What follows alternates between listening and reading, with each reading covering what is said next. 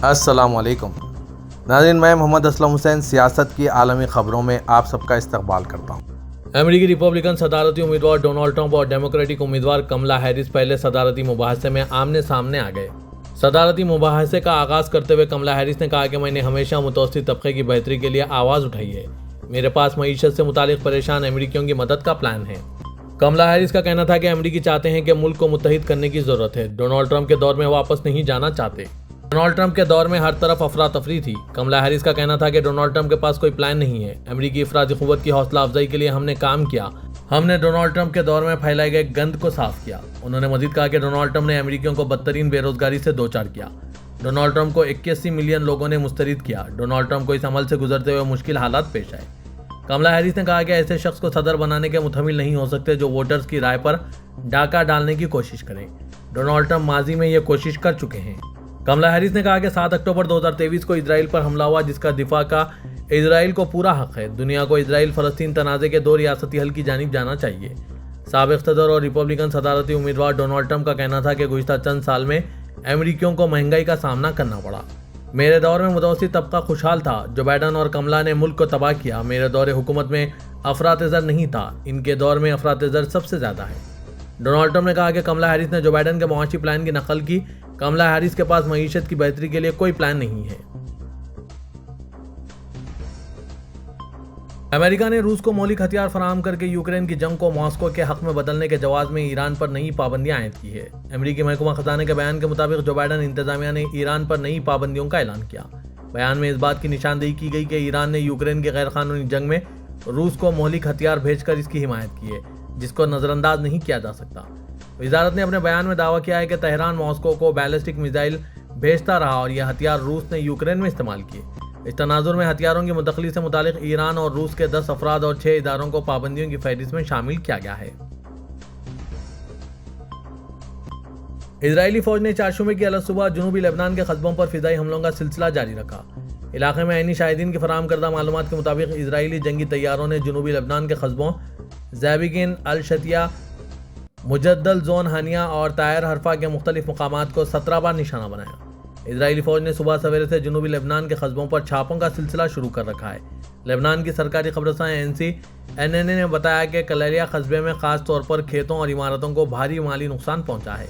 اسرائیلی drones بنت جبل شہر پر بیک وقت پرواز کر رہے ہیں تو اسرائیل نے خود کار ہتھیاروں سے شعیب اور رمیہ قصبوں کی طرف شدید فائرنگ کی۔ اسرائیلی فوج نے رات دیر گئے سوشل میڈیا پلیٹ فارم سے اپنے بیان میں کہا تھا کہ طیاروں نے ملٹری انٹیلیجنس ڈپارٹمنٹ کی ہدایت پر جنوبی لبنان میں سور شہر کے جویا علاقے میں حزب اللہ سے تعلق رکھنے والے ہتھیاروں کی تیاری کی تنصیب پر حملہ کیا۔ یہ بھی بتایا گیا کہ نباتیہ، منصوری اور کیفر کیلا علاقوں میں تنظیم کے کمانڈر سینٹر اور فوجی عمارتوں پر بھی فضائی حملے کیے گئے۔ جنگی جرائم میں ملوث اور ہزاروں فلسطینیوں کے قاتل اسرائیلی وزیراعظم بنیامین نتنیاہو کے وارنٹ گرفتاری اسی ماہ جاری ہونے کا امکان ہے۔ بین الاقوامی خبررساں اداروں کے مطابق عالمی عدالت انصاف کے پروسیکیوٹر کریم خان نے نتنیاہو اور اسرائیلی وزیر دفاع یوآف گیلنٹ کے وارنٹ جاری کرنے کی درخواست دائر کر دی ہے۔ پروسیکیوٹر کریم خان نے اپنی درخواست میں موقف اپنایا کہ نتنیاہو اور گیلنٹ کے ساتھ ساتھ حماس کے رہنماؤں یحییٰ سنوار اور محمد دیف کے بھی وارنٹ گرفتاری جاری کیے جائیں تاکہ مبینہ جنگی جرائم کی تفتیش اور عدالتی کارروائی میں رکاوٹ نہ ڈالی جا سکے۔ کریم خان نے مزید کہا کہ ان شخصیات کے فوری وارنٹ گرفتاری کا اجرا ضروری ہے تاکہ جنگی جرائم جاری نہ رہیں اور انصاف کی فراہمی میں رکاوٹ نہ ہو۔ اس سے قبل رواں سال مئی میں بھی کریم خان نے اس بات کا اعلان کیا تھا کہ ICC اسرائیلی وزیراعظم اور وزیر دفاع کے وارنٹ گرفتاری طلب کر رہی ہے۔ اسرائیلی میڈیا نے بھی اس بات کی تصدیق کی ہے کہ وزیراعظم اسرائیل بنیامین نتنیاہو کے وارنٹ گرفتاری اسی ماہ جاری ہو سکتے ہیں، جس سے عالمی سطح پر ایک اہم پیش رفت سامنے آئے گی۔ یہ اقدام فلسطینی عوام کے حقوق کے لیے انصاف کی فراہمی کے حوالے سے ایک اہم قدم سمجھا جا رہا ہے، جس سے جنگی جرائم کے مرتکب افراد کے خلاف کارروائی کا مطالبہ زور پکڑ رہا ہے۔ ایران کے صدر مسعود اپنا پہلا بیرونی دورہ عراق کا کر رہے ہیں۔ عراقی وزارت عظمیٰ پریس دفتر کے جاری کردہ تحریری بیان کے مطابق بین الاقوامی بغداد ہوائی اڈہ پہنچنے پر عراق کے وزیر اعظم محمد شیعہ سوڈانی نے سرکاری تقریب کے ساتھ مہمان صدر کا استقبال کیا۔ سوڈانی ایران کے صدر اور ان کے وفد کے ساتھ جامع مذاکرات کریں گے۔ دونوں سربراہان ٹیکسس، تعاون، زراعت، قدرتی وسائل، اطلاعات، سماجی تحفظ، یوتھ اور اسپورٹس، تعلیم، سیاحت، ثقافت، تاریخی نوادرات کی پیشہ وارانہ تعلیم اور ترقیاتی شعبوں میں تعاون کے سمجھوتوں پر دستخط کی تقریب میں شرکت کریں گے۔ ایران کے صدر مسعود، عراق کے صدر عبداللطیف رشید، قومی اسمبلی کے اسپیکر محسن اور بعض سیاسی سربراہان کے ساتھ بھی ملاقات کریں گے۔ وہ نجف، کربلا، بصرہ اور اربل کا بھی دورہ کریں گے۔ عراق حکومت نے کہا ہے کہ 50 سال سے زائد اور 15 سال سے کم عمر ترک شہری عراق کی بغیر ویزا سیاحت کر سکیں گے۔ عراقی وزارت عظمیٰ پریس آفس کے جاری کردہ تحریری بیان کے مطابق کابینہ اجلاس میں فیصلہ کیا گیا ہے کہ ترکیہ کے 50 سال سے زائد اور 15 سال سے کم عمر اور عمومی پاسپورٹ کے مالک شہری عراق کی بلا ویزا سیاحت کر سکیں گے۔ ان ترک شہریوں کے پاسپورٹوں پر عراق کے ہوائی اڈوں اور سرحدی چوکیوں پر داخلے کی مہر لگائی جائے گی اور یہ افراد عراق میں 30 دن قیام کر سکیں گے۔ واضح ہے کہ 15 سال سے کم عمر اور 50 سال سے زائد عمر والے عراقی شہریوں کو بھی ترکیہ کی سیاحت کے لیے ویزا معافی کی سہولت دی گئی تھی۔ ترکیہ کے وزیر خارجہ نے کہا ہے کہ اسرائیلی فوجیوں کے ہاتھوں ترک شہری ایکٹیوسٹ عائشہ نورا ایزگی کا قتل اس بات کا مظہر ہے کہ اسرائیل امن کے حامیوں کو بھی نشانہ بناتا ہے۔ ترکیہ کے وزیر خارجہ نے یہ بیان مصر کے دارالحکومت قاہرہ عرب لیگ کے وزراء خارجہ کی 162ویں عام کونسل کے اجلاس میں شرکت کے بعد اس ملک سے روانگی سے قبل کیا۔ 6 سپٹمبر کو اسرائیلی فوجیوں کی طرف سے قتل کی جانے والی ترک نژاد امریکی شہری عائشہ نورا کا حوالہ دیتے ہوئے فیضان نے کہا ہے کہ غازہ میں جو کچھ ہوا اس نے ضمیر زندہ ہونے والے ہر کسی کو دکھی کیا ہے۔ ایگی کے لیے دعائے مغفرت کرتے ہوئے فیضان نے ایگی کے قتل کے حوالے سے کہا، اس واقعے سے صاف ظاہر ہوتا ہے کہ اسرائیل امن کے حامیوں کو بھی نشانہ بناتا ہے۔ یقیناً ہم قانونی نقطہ نظر سے اس قتل کی پیروی کریں گے۔ ہم بہن عائشہ نورا کے غمزدہ خاندان کے دکھ میں برابر کے شریک ہیں۔ کویت کے وزارت بجلی و پانی و توانائی کا کہنا ہے کہ مملکت کے 11 رہائشی علاقوں سے مرکزی سپلائی لائن اور ٹرانسفارمرز میں مرمت کے لیے بجلی منقطع کی گئی۔ غیر ملکی ذرائع ابلاغ کے مطابق کویت کے وزارت بجلی و پانی و توانائی نے کہا ہے کہ ملک میں بجلی کی سپلائی کو برقرار، منظم اور درست رکھنے کے لیے مرمت کا کام ضروری ہے۔ وزارت نے اپنے بیان میں کہا ہے کہ اصلاح و مرمت کے دوران صبا الاحمد، النصفہ، عبداللہ مبارک، الجابریہ، الشویخ اور شامیہ کے علاوہ دیگر رہائشی علاقوں سے باری باری بجلی کی فراہمی معطل کی گئی۔ واضح کہ سال کے ان گرم ترین دنوں کے دوران کویت میں پہلی مرتبہ اتنے وسیع رقبے سے بجلی کی فراہمی کو معطل کیا گیا ہے۔ کویت کے وزارت بجلی و پانی و توانائی کے مطابق گزشتہ عرصے کے دوران یہ بات نوٹ کی گئی کہ مرکزی ٹرانسفارمر زیادہ گرم ہو رہے ہیں، جس کے حل کے لیے مرمت کا کام انتہائی ضروری تھا۔ عرب لیگ کے وزراء خارجہ کا 162واں باقاعدہ اجلاس مصر کے دارالحکومت قاہرہ میں لیگ کے ہیڈ کوارٹر میں منعقد ہوا۔ سبق ویب سائٹ کے مطابق عرب وزراء خارجہ نے عالمی عدالتی انصاف کی مشاورتی قرارداد کو بہتر بنانے اور اس پر عمل کرنے کا مطالبہ کیا ہے، جس میں عالمی عدالت انصاف نے فلسطینی سرزمین پر اسرائیل کے قبضے کو ناجائز اور غیر منصفانہ قرار دیتے ہوئے انخلا کا مطالبہ کیا۔ عالمی عدالت انصاف نے اپنی مشاورتی قرارداد میں اسرائیل سے یہودی آبادی کاری کو قطعی طور پر بند کرنے کا بھی مطالبہ کیا۔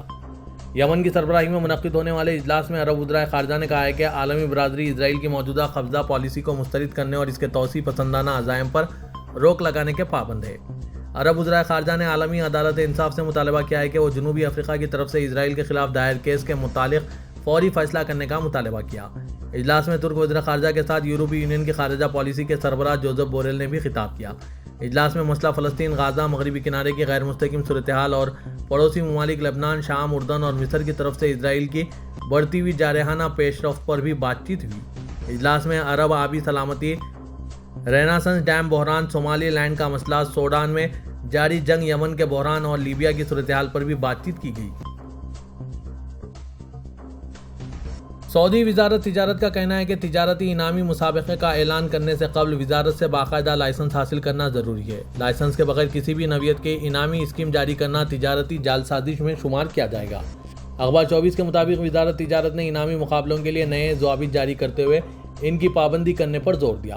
شرائط میں کہا گیا ہے کہ انعامی مقابلوں کا انعقاد کرنے والے NOC حاصل کرنے کے لیے وزارت کے مقرر کردہ ضوابط کے پابند ہوں گے۔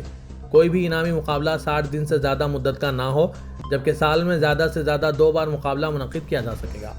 مقابلے میں رکھے جانے والے انعاموں کے بارے میں وضاحت کی جائے، جبکہ جس کمپنی کی جانب سے مقابلہ منعقد کیا جا رہا ہو اس کے بارے میں بھی مکمل معلومات جاری کرنا ضروری ہے۔ مقابلے میں کسی قسم کے کوپن کی خریداری یا شرکت کے لیے فیس مقرر نہ کی جائے۔ کوپن یا مقابلے کا ٹوکن جس مصنوعات میں رکھا جائے اس کی قیمت میں اضافہ کرنا ناقابل قبول ہوگا۔ خادم حرمین شریفین شاہ سلمان بن عبدالعزیز اور ولی عہد شہزادہ محمد بن سلمان نے شیخ بدر ناصر حمود الجابر الصباح کی وفات پر افسوس کا اظہار کیا۔ سعودی پریس کے مطابق سعودی قیادت نے امیر کویت شیخ مشال احمد الجابر الصباح کو تعزیتی مکتوب روانہ کیے۔ سعودی قیادت نے امیر کویت کے نام روانہ کیے گئے مکتوب میں کہا ہے کہ ہمیں شیخ بدر ناصر کی وفات کی اطلاع ملی، ہم اللہ تعالیٰ سے ان کے لیے رحمت و مغفرت اور جنت کے اعلیٰ مقام کی دعا کرتے ہیں۔ سعودی قیادت نے کہا کہ ہم اس غم میں آپ کے ساتھ برابر کے شریک ہیں اور آپ کی صحت و عافیت کی امید رکھتے ہیں۔ سعودی وزیر ثقافت شہزادہ بدر بن عبداللہ بن فرحان نے کہا ہے کہ مملکت میں سینما ٹکٹوں کی فروخت تقریباً 85 لاکھ ریال تک پہنچ گئی ہے۔ رواں سال کی پہلی شش ماہی میں فلم شعبے میں 421 ملین ریال سے زائد آمدنی ریکارڈ کی گئی۔ العربیہ نیٹ کے مطابق وزیر ثقافت نے کہا ہے کہ سعودی عرب کی 2 فلموں نے ریکارڈ بزنس کیا، جس کی وجہ سے انہیں ہٹ ہونے والی 3 فلموں میں شامل کیا گیا۔ سعودی فلم اتھارٹی کا کہنا تھا کہ سینما ٹکٹوں کی ریکارڈ فروخت ہوئی، 228,000 ٹکٹوں کی فروخت سے 11 ملین ریال آمدنی ہوئی، جبکہ فلم مائی ایکس وائف دوسرے ہفتے میں بھی سر فہرست رہی۔ سپٹمبر کے پہلے ہفتے میں اس فلم کے 31,000 سے زائد کے ٹکٹ فروخت ہوئے، جس سے حاصل ہوئی آمدنی 16 لاکھ ریال رہی۔ واضح ہے کہ سعودی عرب میں سینما کے شعبے میں انتہائی تیز رفتاری سے ترقی ہو رہی ہے، جبکہ سعودی فلمیں بھی مارکیٹ میں کافی مقبول ہو رہی ہے۔ پاکستان میں آج چارشنبے کو زلزلے کے درمیانی درجے کے جھٹکے محسوس کیے گئے، جس کی شدت ریکٹر اسکیل پر 5.8 ریکارڈ کی گئی۔ ہندوستان کے دہلی اور قومی دارالحکومت کے علاقے میں بھی زلزلے کے جھٹکے محسوس کیے گئے۔ پاکستان میں زلزلے کی شدت ریکٹر اسکیل پر 5.8 ریکارڈ کی گئی۔ زلزلے کے جھٹکے چارشنبے کی الگ صبح محسوس کیے گئے۔ اس کا مرکز اسلام آباد سے 359 کلومیٹر جنوب مغرب پاکستان میں، امرتسر سے 415 کلومیٹر دور مغرب میں، 31 ڈگری شمالی ارض بلد اور 70 درجے جنوبی زمین کی سطح سے 33 کلومیٹر کی گہرائی میں تھا۔ پاکستان میں آج زلزلے کا اثر ہندوستان میں بھی نظر آیا۔ دارالحکومت دہلی اور اس کے آس پاس کے مقامات چنڈی گڑھ سمیت شمالی ہندوستان کے مختلف حصوں میں بھی زلزلے کے جھٹکے محسوس کیے گئے۔ نیشنل سیسمولوجی سینٹر نے یہ اطلاع دی۔